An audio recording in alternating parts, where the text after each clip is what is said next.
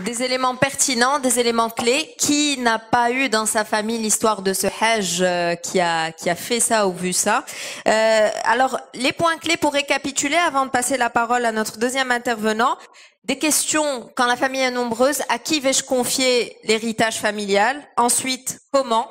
Comment conduire le changement avec efficacité et performance et sans brûler les ailes des uns et des autres?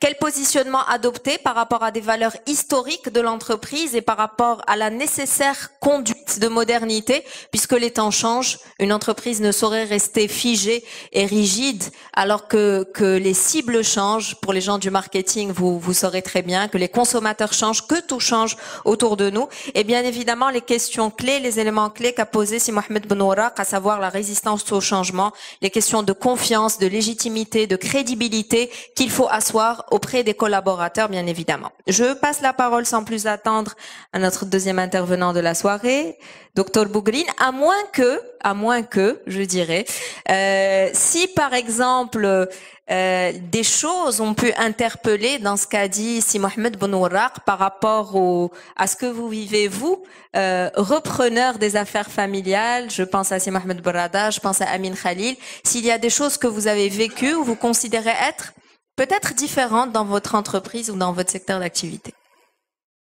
Faisons les choses librement. Qui veut prendre la parole? Je peux la reprendre, il n'y a pas de Amstram. Si Mohamed. Bismillah, merci beaucoup de m'avoir invité, Mariam. D'abord, je suis arrivé avec beaucoup de plaisir et Stéphane m'a refroidi parce que je fais partie de la 3e génération. J'espère que je ne vais pas dilapider ce qu'ont construit mon grand-père et mon père. Je vais démarrer en reprenant ce que je disais à Mariam quand elle m'a appelé. J'aurais vraiment souhaité qu'il y ait plus de femmes sur ce panel-là parce qu'il y a des femmes repreneuses extraordinaires. Je pense à 2 en particulier que vous pourriez inviter dans vos prochaines tables rondes. Je pense à Zohr Qbej qui a repris un groupe de 3000 personnes dans le textile et dans l'immobilier, qui fait un super travail et qui a vécu cette transition père-fille. Et la deuxième, c'est Nzab Nihya. Nzab Nihya qui a repris une entreprise d'éducation qui s'appelle le groupe Yesamin. Et donc, elle, c'est une transmission mère-fille. Donc, je vous invite à vous intéresser à ces 2 cas-là. Pour réagir à ce que vous disiez, je pense que le plus simple, pour donner du matériau à Youssef, pour analyser, c'est de parler un peu de ce que je connais le mieux. Je vais parler de moi. Je m'excuse, je vais être un peu parler avec le jeu. Et vous raconter un peu l'histoire de Yasmin et comment depuis 8 ans que je suis chez Yasmin, les choses se sont passées avec un président qui s'avère être mon père également. J'ai un parcours, j'ai fait mes études, j'ai fait une école de commerce, j'ai fait 5 ans dans l'industrie en dehors de l'entreprise familiale avant d'intégrer l'entreprise familiale à l'âge de 28 ans.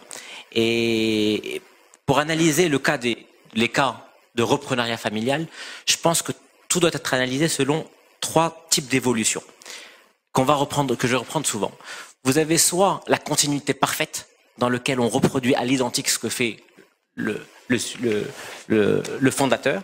Vous avez la révolution où on va changer tout ce qu'on peut changer, le produit, le process, etc. Et vous avez l'évolution dans ses différents degrés. Ça peut être une évolution positive comme ça peut être une régression. Donc, je pense que dans mon cas, quand je suis arrivé, la première semaine, mon père me dit, Ouldi, moi j'ai construit cette entreprise sur 3 points. Et il faut que tu les respectes. Nous étions 9-10 personnes, 10 personnes. On est une entreprise familiale, à ambiance familiale. Et il faut préserver cette ambiance familiale. Tu dois être le garant, tu viens pas avec tes diplômes et tes structurations et tes organigrammes, etc., et tes process. Je veux qu'on reste une entreprise familiale. Le deuxième point, c'était la promesse. Il me dit, Ouldi, moi j'ai construit cette entreprise sur la promesse tenue. Chaque vente, quand tu vends un appartement, que ce soit un appartement dans le logement social ou un appartement au standing, l'acheteur, l'acquéreur, le primo-acquérant va mettre toute sa sueur, passée ou à venir, dans l'acquisition de cet appartement-là. Et tu vas lui faire une promesse en signant ton contrat de réservation et il faut que tu tiennes ta promesse. Ta promesse est un produit de qualité. Tu lui promets tel revêtement, telle cuisine, etc. Il faut tenir la promesse produit. Il faut tenir la promesse process. Est-ce qu'on construit en trichant dans ce qui ne se voit pas ou en étant conforme? Et la troisième, c'est la promesse, c'est le délai. Est-ce que vous allez livrer au bout de 2 ans comme prévu, au bout de 4 ans? Et enfin, le service après-vente. Quand vous vendez une voiture ou un appartement, eh bien après, il peut y avoir des couacs. Est-ce que vous êtes là pendant 1 an, 2 ans, pour suivre l'acquéreur qui va s'installer? Donc, mon fils, quand tu fais une promesse, tu la tiens. Sinon, tu ne promets pas. Donc, tiens tes promesses ou ne promets pas. Et je te conseille d'éviter de promettre. Et le troisième point, c'est, écoute, là, on est une entreprise de méritocratie. Tu seras ce dont tu es capable. Cette entreprise deviendra, tu deviendras dans 5 ans, dans 10 ans, en fonction de ton travail. La méritocratie, c'est le travail, la capacité de travail d'abord, et la compétence évidemment qu'on va acquérir, et qu'on va acquérir au contact de ce mentor, qui va être le père ou le fondateur, qui va être un mentor et qui va au fur et à mesure transmettre du savoir. Donc, dans la culture, je pense que j'étais dans la continuité. J'ai essayé d'être dans la continuité parfaite. J'ai pas changé ces 3 points. J'ai essayé de tenir mes promesses. J'essaie toujours. L'entreprise familiale continue à être familiale, puisque je connais le prénom de tous les enfants de mes collaborateurs. Pendant les vacances scolaires, ils viennent, aussi bien le fils du coursier ou le fils de l'assistante de direction, de la directrice marketing ou mes enfants. Ils viennent passer une demi-journée. On fait des déjeuners tous les mois. On fait des concours de pastilla. Donc on garde vraiment cette ambiance. On fait des team building. On est parti faire le Toubkal ensemble il y a quelques mois. Donc véritablement, on fait des compétitions de football, etc. Donc l'esprit familial est fondamental parce que ça va être le liant qui va faire que ça va fonctionner ou pas. Et enfin sur la méritocratie, aujourd'hui, l'une des problématiques, c'est l'arrivée des autres, des cousins, des frères, etc. Comment les prendre ou ne pas les prendre? Comment fixer leur rémunération? Et là, ce qu'on fait pour la méritocratie, c'est que quand mon frère est arrivé il y a 2 ans, on a passé une annonce, on a passé pas mal de recrutements, on a étalonné le marché en termes de ses compétences, de son expérience, de son diplôme, et on dit, à mon avis, cette personne-là, elle peut intégrer avec ce niveau de rémunération-là. Et comme on a des CV et des propositions par ailleurs, on arrive à bien positionner, donc on essaie d'être méritocratique, parce que on peut avoir le sentiment que parce que c'est le fils ou le cousin, il est surpayé, ou justement, on dit aux membres de la famille, oh, cool chez GLX, c'est pas grave si tu es mal payé. Donc il peut y avoir des problèmes où on est mal payé parce qu'on travaille pour la famille. Bon, sur les pratiques, j'ai combien de temps encore? À peu près 10 minutes. Ah, très bien, ça va, j'ai encore 10 minutes. Sur les pratiques, donc sur la culture, évolution. Sur les pratiques, c'est quand on est promoteur immobilier, les gens viennent vous confier 100 000 dirhams ou 50 000 dirhams ou 500 000 dirhams, c'est leurs économies pour acheter un bien, pour réserver un bien, pour avoir un prix intéressant. Mais il faut qu'ils soient en sécurité. Il faut qu'ils sachent que leur argent est en sécurité, qu'on va construire, qu'on va délivrer un produit. Donc, chez un promoteur immobilier, l'aspect confiance est fondamental. Est-ce qu'on fait confiance à la personne à qui on donne notre argent? Est-ce qu'elle va me le rendre en cas de pépin? Est-ce qu'elle va produire un bien de qualité dans les délais? Donc, on a essayé de continuer, de prolonger les pratiques de sérieux, d'intégrité, de mise en confiance en permanence, de promesses tenues. Donc, dans les pratiques aussi, j'ai envie de dire que on était en continuité avec une évolution. On a essayé de développer encore plus l'aspect leadership dans l'entreprise. J'estime que mon fondateur est un leader dans ses pratiques. J'ai surinvesti personnellement tout ce qui est domaine de leadership personnel et business, et j'invite mes collaborateurs, les GA ou le directeur de business unit, à investir en leadership. Et pour revenir à l'arrivée des frères et des sœurs, et des cousins, il faut aussi, quand on est leader dans une entreprise, dans les pratiques de leadership d'un groupe familial, laisser la place aux autres.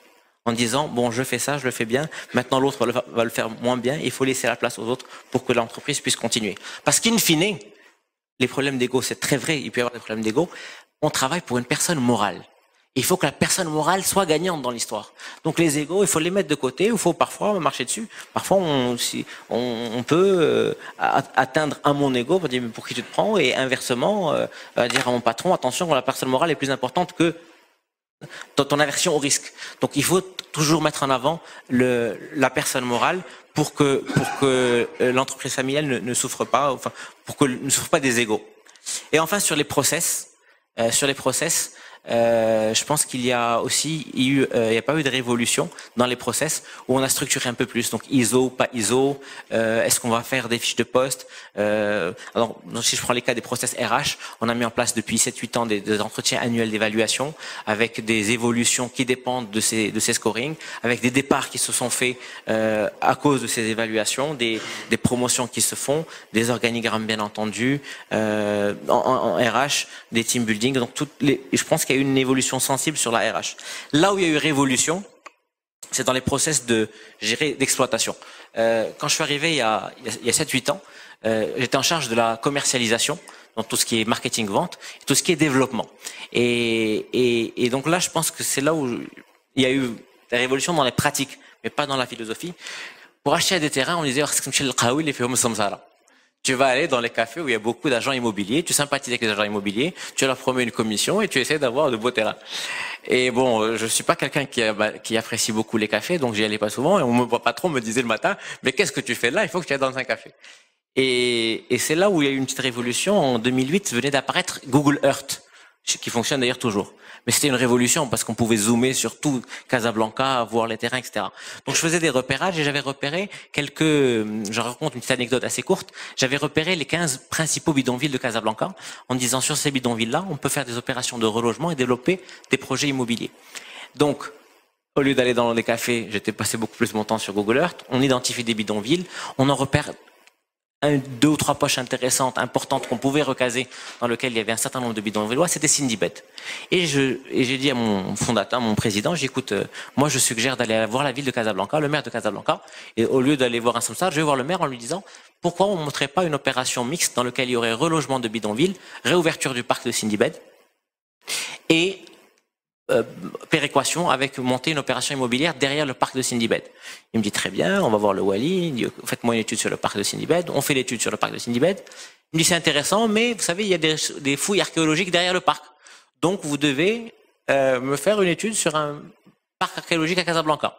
J'avais 28-29 ans, je suis allé en France, j'ai rencontré des patrons de musées, j'ai fait une plaquette sur les musées, et je remets ça au Wali au bout d'un an, et il me dit ah c'est intéressant, je vais réfléchir. Et là, je me retourne vers mon père, je dis que ça fait 1 an que je travaille, je peux pas continuer comme ça, il faut faire quelque chose. Et il me dit, qu'est-ce que tu penses? Je dis, écoute, je vais prendre mes plaquettes et je vais les déposer au Palais Royal. Parce que ça bouge pas, ça fait Sindibed est fermé et c'est pas normal. Donc je prends ma plaquette, je vais au Palais Royal, je dépose ma plaquette. 3 jours plus tard, le patron du CRI m'appelle en me disant, vous avez déposé quelque chose au Palais? Je dis oui. Mais écoutez, Sa Majesté a demandé qu'on fasse un appel d'offres. On lance un appel d'offres. Et rebelote, c'est parti pour 1 an et demi. Il y avait appel d'offres qu'on a perdu. On est arrivé 3e sur 14. Mais ce qui est intéressant, c'est que là où il y a eu révolution, c'est que l'approche agent immobilier est devenue marginale. On est sur des appels d'offres. On a perdu celui de Sindibed. On en a gagné un autre, celui de l'aéroport d'Anfa. Et dernier point, et je finis sur ça, c'est au niveau du marketing. L'entreprise que j'ai intégrée s'appelait Rita Immobilier. Rita Immobilier, c'était le nom de ma grand-mère. Le nom de la mère du fondateur. Et Rita, ça se prononçait pas très bien quand on allait dans les salons européens pour vendre nos appartements. Gita, Rita, les résidences s'appelaient les résidences Yasmine. On dit c'est qui Yasmine, c'est qui Rita. Et donc on a ramassé, il y a eu une révolution dans le positionnement parce qu'on parle à des marketeurs aussi. Et on s'est dit on va s'appeler non plus Rita Immobilier, mais Yasmine Orfèvre de l'immobilier. Orfèvre de l'immobilier, il y a un passage, il y a un verset du Coran que j'aime beaucoup et dans lequel on s'est inspiré. On dit Kataballahu kataba alayha ar-rahma. Dieu s'est écrit sur lui-même, s'est prescrit la miséricorde.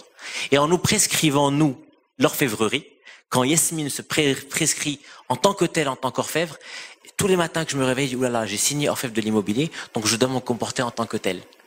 Et donc il y a une révolution dans laquelle toutes mes équipes, on leur dit, vous êtes des orfèvres, de l'assistante de direction, du call center, de mon ambassadrice en point de vente. On est des ambassadeurs qui doivent travailler en tant qu'orfèvres. Quand je livre des appartements, il faut que toutes mes équipes travaillent comme des orfèvres. Donc il y a une révolution enfin sur le marketing et sur le développement. Voilà, je m'excuse, j'étais un peu long, mais je suis dans mes...